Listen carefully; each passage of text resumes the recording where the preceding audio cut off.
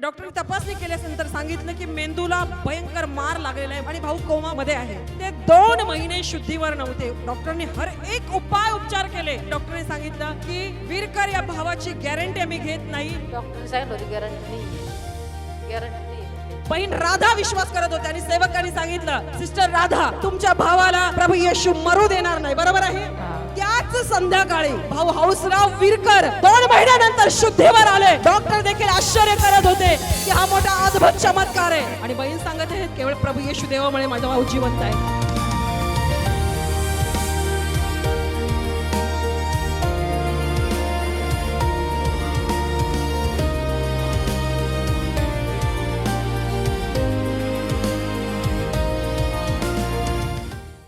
अद्भुत साक्ष आहे. यावेळी साक्ष आपण ऐकूया. हे ब्रदर भाऊ हौसराव आणि त्यांच्या बहीण त्यांच्या आई सुमनबाई साक्ष देत आहेत. जून महिन्यामध्ये त्या सांगत आहेत हौसराव वीरकर हे भाऊ बीड वरून पाटोद्याला मोटरसायकलवर जात असताना एकटेच होते ते आणि भर वेगात मोटरसायकल जात असताना समोरून एक मोठी 4 व्हीलरने त्यांना धडक दिली. भयंकर मोठा ऍक्सिडेंट झाला आणि ज्यावेळेस ते भाऊ रोडवर पडले ज्या कोणी त्यांना उचलून आणलं हॉस्पिटलमध्ये ते शुद्धीवर नव्हते. त्यांच्या बहीण साक्ष देत आहेत. बीड मध्ये कृष्णा हॉस्पिटलमध्ये त्यांना ऍडमिट केलं. ज्यावेळेस त्यांना ऍडमिट केलं की डॉक्टरने तपासणी केल्यानंतर सांगितलं की मेंदूला भयंकर मार लागलेला आहे. मुक्का मार, कुठलाही ब्लडिंग रक्त जात नाहीये पण मुक्का मार आहे आणि भाऊ कोमा मध्ये आहेत. ज्यावेळेस ते कोमा मध्ये गेले ते 2 महिने शुद्धीवर नव्हते. डॉक्टरने हर एक उपचार केले, हर एक ट्रीटमेंट त्यांची केली पण ते शुद्धीवर येत नव्हते. आणि शेवटी जून जुलैच्या एंड मध्ये डॉक्टरने सांगितलं की वीरकर या भावाची गॅरंटी आम्ही घेत नाही. पूर्ण बॉडी निकामी झालेली, हालचाल बंद झालेली, यांना घरी घेऊन जा कारण काहीही हालचाल होत नाहीये. आणि त्यांच्या आई सांगत आहे सुमनबाई की सर्व नातेवाईक भेटायला आले, सर्व त्यांची तयारी चालू झाली की ते बॉडी काम करत नाहीये. डॉक्टरने सांगितलं हे पूर्ण मरणच पावलेले आहेत. बरोबर आहे, हे खरं आहे. बरोबर आहे, खरंय. आणि त्यांच्या बहीण सांगत आहेत ज्यावेळेस डॉक्टरने सांगितलं यांची गॅरंटी आम्ही घेत नाही आणि काही नातेवाईकांच्या द्वारे आम्हाला आशीर्वाद प्रार्थना भवन बद्दल माहित झालं. त्याच शनिवारी मी प्रार्थना मीटिंगला आले. ऑगस्टचा पहिला आठवडा. बरोबर आहे सिस्टर? पहिला आठवडा बरोबर. आणि काय सांगितलं होतं डॉक्टरने? डॉक्टरने सांगितलं होतं गॅरंटी नाहीये, गॅरंटी नाही म्हणजे त्यांची. आणि तुम्ही घरी सर्वजण त्यांची तयारी करत होतात. हा, घरी येऊन म्हणे या म्हणे सगळेजण गावाकडं सर्व नातेवाईक भेटण्यासाठी पाठवले. हा. आणि ज्या पहिल्या आठवड्यात बहीण आल्या त्या इतक्या रडत होत्या की माझ्या भावाची गॅरंटी नाहीये. आणि त्यांनी त्या साक्ष ऐकले, त्यांनी प्रार्थना पाहिली, त्या ऊर पडून रडत होत्या. जस परमेश्वरचे अभिषिक्त दास आमचे आत्मिक पिता पास प्रदीप कोल्हे आणि सेविका पास सीबा कोल्हे पती पत्नीने या बहिणीसाठी प्रार्थना केली. त्यांच्या भावासाठी बहीण राधा विश्वास करत होते आणि सेवकांनी सांगितलं सिस्टर राधा तुमच्या भावाला प्रभू येशू मरू देणार नाही. बरोबर आहे. सेवकांनी काय सांगितलं तुम्हाला? तुमच्या भावाला परमेश्वर नाही मरून द्या, नाही मरू देणार. बरोबर आहे. अशीच प्रार्थना झाली. पिता मी वीरकर ह्या भावासाठी प्रार्थना करते. बीडच्या ICU मध्ये हॉस्पिटलमध्ये प्रभू डॉक्टरनी गॅरंटी दिली नाही भावाची पण आता आरोग्य देते भावाला. हर एक मरणाचा आत्मा निघून जाईल येशूच्या नावात. आत्ताच बरं कर प्रभू त्या बीडच्या हॉस्पिटलमध्ये जाणे या भावाला आरोग्य दे. येशूच्याच नावात बरे हो. येशूच्याच नावात तो भाऊ बरा होत आहे. प्रभू येशूच्या नावात तो भाऊ बरा होत आहे. त्यावेळेस तू हा चमत्कार करत आहे. त्या हॉस्पिटलमध्ये जाऊन त्या भावाला स्पर्श करत आहेस आणि तुझे स्वर्गदूत तिथं गेलेले आहेस. प्रभू येशू म्हणून धन्यवाद करतो. आत्ताच त्या भावाला सर्व धोक्यापासून तू वाचवलंस आणि पूर्ण बरं केलंस, आरोग्य दिलंस म्हणून धन्यवाद. आमेन आमेन.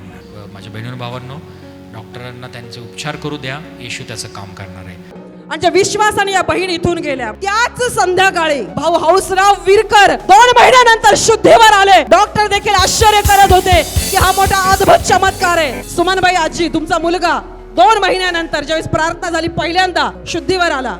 बरोबर आहे. तुम्ही त्यांच्या सोबत होत्या आणि 2 महिन्यानंतर अक्षरशः मेलेला मुर्दा उठला. डॉक्टर पूर्ण स्टाफ आश्चर्य करत आहे आणि बहीण सांगत आहे केवळ प्रभू येशू देवामुळे माझा भाऊ जिवंत आहे. ज्यावेळेस ते कोमामध्ये होते त्यांना श्वास घेता येत नव्हता, तोंडामध्ये नळी होती, तर श्वास बंद झाला म्हणून इथे घशाला होल पाडून नळी टाकली आणि तिथून श्वास घेऊ लागले. इतकी भयंकर ती परिस्थिती होती. बरोबर आजी? बरोबर बरोबर.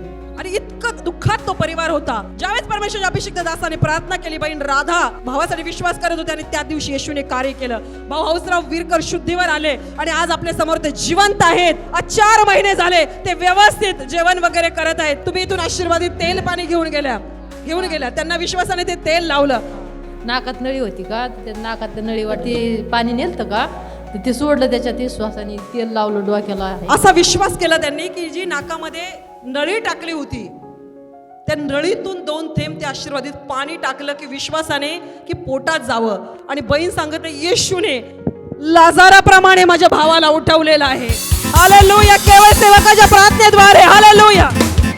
आता जी साक्ष मी ऐकली हे खरं आहे. हा खरं आहे सगळं.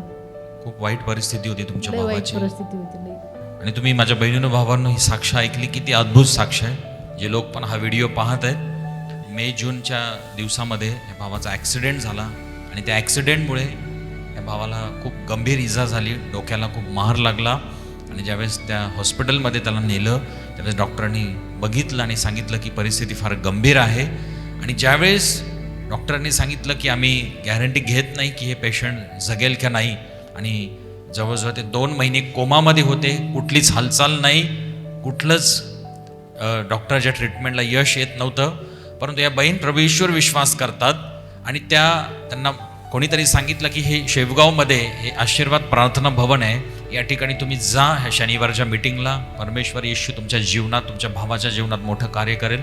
आणि ज्यावेळेस त्या इथं प्रार्थनेला शनिवारच्या सभेला या ठिकाणी आल्या होत्या आणि त्या दिवशी काय घडलं, बरं होईल म्हणे तुमचा भाऊ नाही काही व्हायचं, बरं होईल म्हणे, मरून नाही देणार म्हणजे येशू. असं तुम्हाला सांगितलं की तुमच्या भावाला परमेश्वर मरू देणार नाही, जीवनदान देईल असं सांगितलं होतं.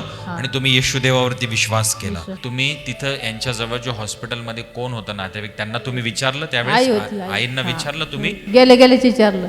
ती म्हणे 5 वाजल्यापासून लागला बैल डोळा होत. त्याच वेळेस ज्यावेळेस इथं प्रार्थना चालू होती त्यावेळेस तुमचा मुलगा डोळा उघडायला लागला असं सांगितलं. आणि आज आपण बघतोय की त्यांचा भाऊ जिवंत परमेश्वर आणि आज या भवनमध्ये घेऊन आलेले आहेत आणि आज त्याला मरणातून वाचवलेलं आहे, सर्व कोमातून त्या धोक्यापासून परमेश्वराने वाचवलेलं आहे. बोलो येशू प्रभू की, बोलो येशू मसीह की.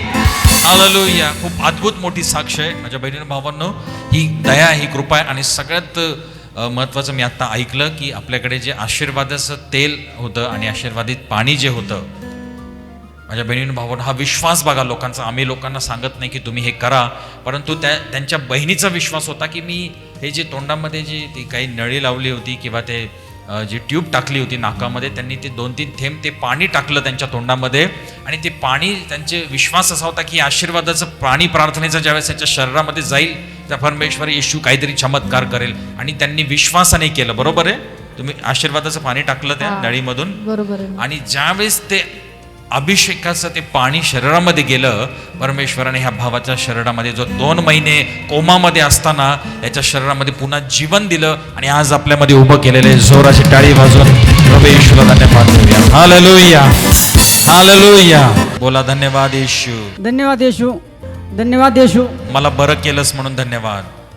मला बरं केल्यामुळे धन्यवाद. जोराची टाळी वाजवून प्रभू येशूला धन्यवाद.